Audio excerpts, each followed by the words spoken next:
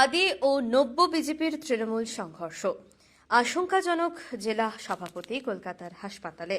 বুধবার রাতে উত্তর 24 পরগনার জেলা সদর বারাসাতে বিজেপির মনোভাবাপন্ন দুটি গোষ্ঠীর মধ্যে তুমুল সংঘর্ষ হয়েছে বলে অভিযোগ উঠেছে। ওই সংঘর্ষে বিজেপির বারাসাত সাংগঠনিক জেলার জেলা সভাপতি রাজীব পোদ্দার মারাত্মক জখম হয়েছেন। তাকে কলকাতার হাসপাতালে পাঠানো হয়েছে। আদি বিজেপি নেতা কর্মীদের একাংশের অভিযোগ, সংঘর্ষের খবর পেয়েও বারাসাত থানার পুলিশ দেরিতে পৌঁছানোয় সভাপতি মার খেয়েছেন। পুলিশকে এক পক্ষ জানিয়েছে, বারাসাত থানা এলাকার হৃদয়পুর এলাকায় বি.আর. আম্বেদকর স্পোর্টিং ক্লাবের দখলকে কেন্দ্র করে স্টেশন সংলগ্ন এলাকায় বিজেপির দুটি গোষ্ঠীর গোলমাল বাঁধে। সেই সময় ধারালো অস্ত্রের আঘাতে গুরুতর জখম হন কয়েকজন নব্য বিজেপি বলে দাবি তাদের বারাসাত জেলা মেডিকেল কলেজ হাসপাতালে নিয়ে যাওয়া হয়।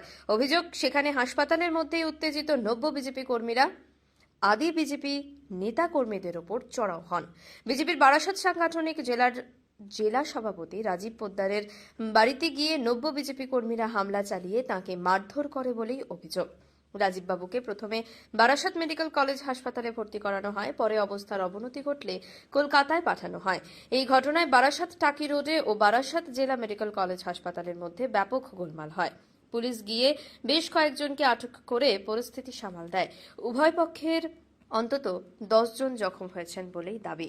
সবে মতো কাজ থেকে ফিরেছে, আমি আমার হাজবেন্ডকে নিতে এসেছি। এখানে দেখতে যে ঝামেলা হচ্ছে, ও গাড়িটা নিতেছে বলছে, আমি এখানে দাঁড়িয়ে পড়েছি, তাই ও শুধু দাঁড়িয়েছে, আর কিচ্ছু না। ঝামেলা এই গলিতে হচ্ছিল কোথায়, আমি কিচ্ছু জানি না এর ব্যাপারে। আমার হাজবেন্ডকে আমি শুধু নিতে এসেছি, ও সবে কাজ থেকে নেমেছে, আমি জানি ও কাজ থেকে নামলে গাড়ি রয়েছে, গাড়িটা নিয়ে আমি ভেবেছি বাড়ি চলে যাবো নিয়ে ওকে।